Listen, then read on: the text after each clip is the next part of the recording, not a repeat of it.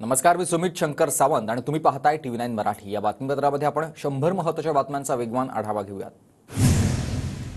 मुख्यमंत्री एकनाथ शिंदे कोपरी 5 पाकडेमधून आज आपला उमेदवारी अर्ज दाखल करणार आहेत। ठाण्यामधील परबवाडी या परिसरामधून रॅली काढत जोरदार शक्तीप्रदर्शन करणार। उपमुख्यमंत्री अजित पवार आज आता उमेदवारी अर्ज दाखल करणार आहेत, तर बारामतीच्या कसब्यातून भव्य रॅलीचं आयोजन करण्यात आलं आहे। दुपारी कन्हेरीमधून प्रचाराचा नारळ फोडणार। बारामती अजित पवार विरुद्ध पुतणे युगेंद्र पवार मैदानात शरद पवारांच्या उपस्थितीत युगेंद्र पवार आज अर्ज दाखल करणार आहेत। बावनकुळे सलील देशमुख मुनगंटीवार आज अर्ज भरणार आहेत, तर उद्या उमेदवारी अर्ज भरण्याचा शेवटचा दिवस असेल, तर आज राज्यातील अनेक नेते अर्ज दाखल करतील। रोहित पवार कर्जत जामखेड मतदारसंघासाठी आज उमेदवारी अर्ज दाखल करणार आहेत। उमेदवारी अर्ज दाखल करतानाच शक्ती प्रदर्शन होणार आहे, तर अहिल्यानगर शहरातून अभिषेक कळमरकर अर्ज दाखल करतील। आज अमरावती जिल्ह्यामध्ये बच्चू कडू, मंगेश पाटील, प्रीती बंड, वीरेंद्र जगताप, केवळराम काळे हे उमेदवारी अर्ज दाखल करतील। देवेंद्र भुयार हे देखील अपक्ष अर्ज दाखल करणार आहेत। भाजपाचे मुंबईतील 5 उमेदवार आज अर्ज दाखल करणार आहेत। राम कदम, योगेश सागर, मनीषा चौधरी, तामिळ सेल्वेन आणि विनोद शेलार अर्ज भरतील।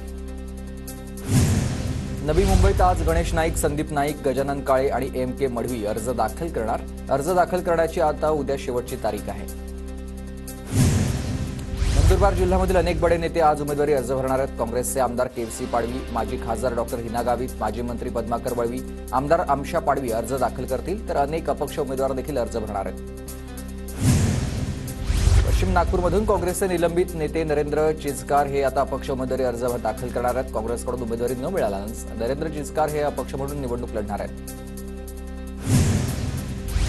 शिवसेना शिंदे गटाकडून 20 उमेदवारांची दुसरी यादी जाहीर झाली। वरळीमधून शिंदे गटाकडून मिलिंद देवरा यांना उमेदवारी, तर कुडाळमधून निलेश राणेंना आणि अंधेरी पूर्वातून मुरजी पटेल यांना तिकीट।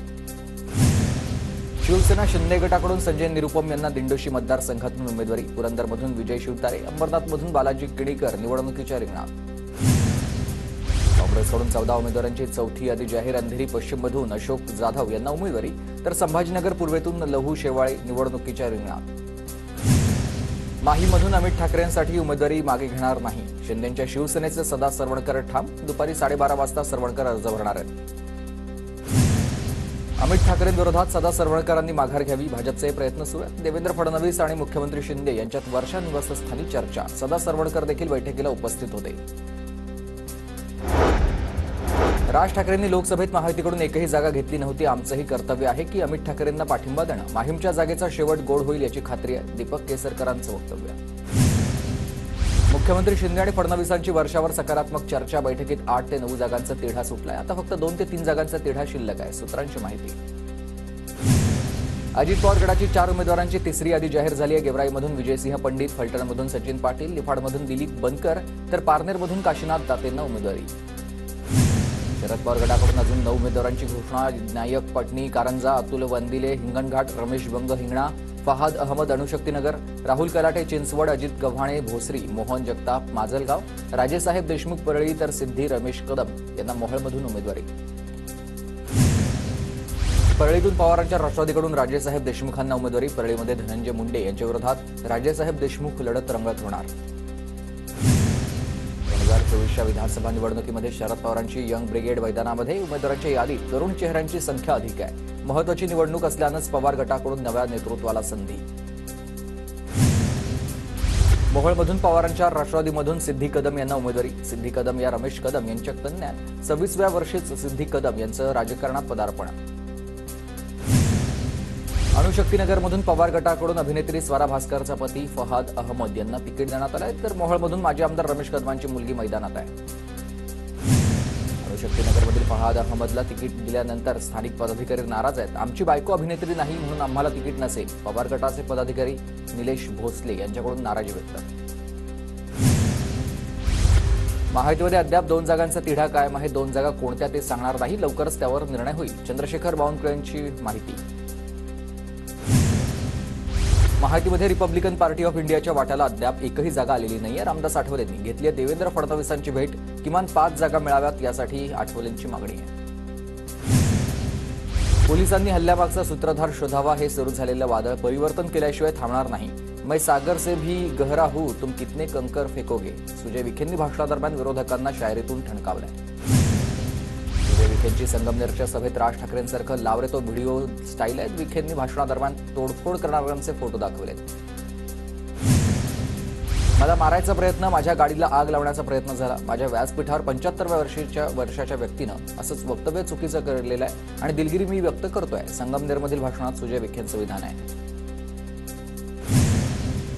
विखेंनी वसंत देशमुखांना प्रोत्साहन दिलंय. माफी मागायला हवी होती पण विखेंनीच भाषण करायला लावलं. बाळासाहेब थोरातांचा आरोप आहे.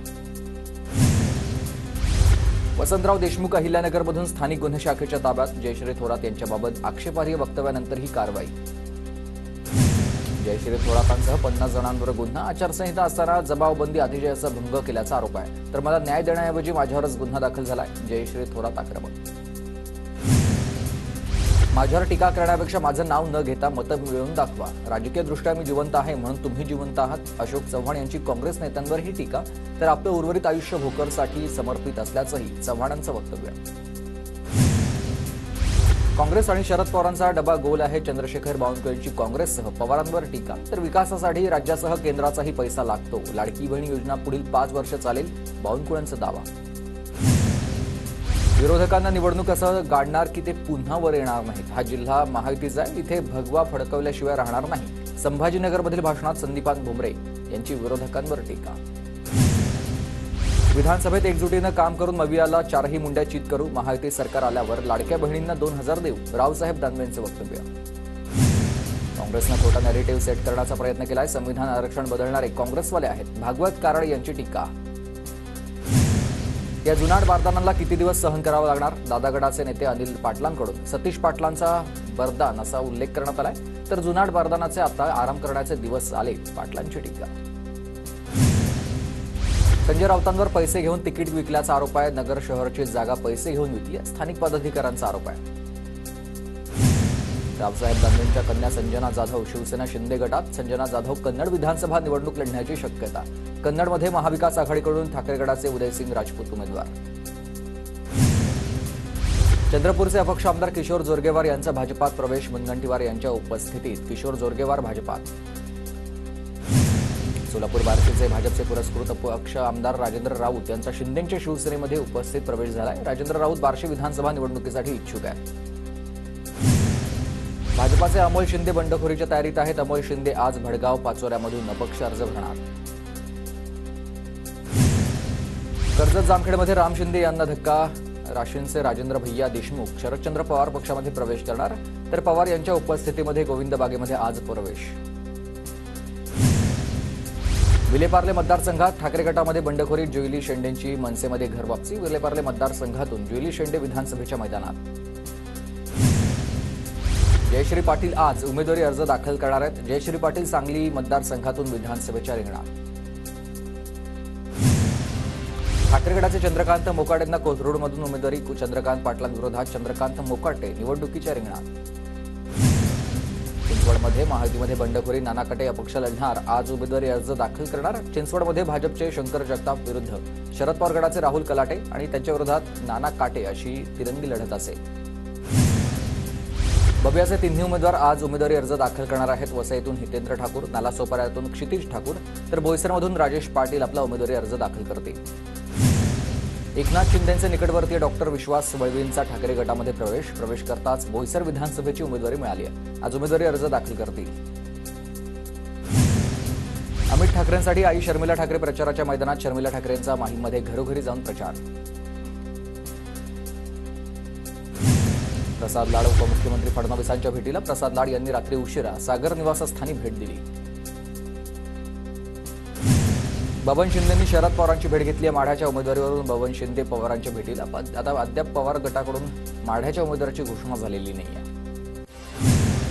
मागाठाणे विधानसभा मतदारसंघात ठाकरे गट आणि मनसेला धक्का. मनसे आणि ठाकरे गटातील पदाधिकाऱ्यांचा शिंदेंच्या शिवसेनेत प्रवेश.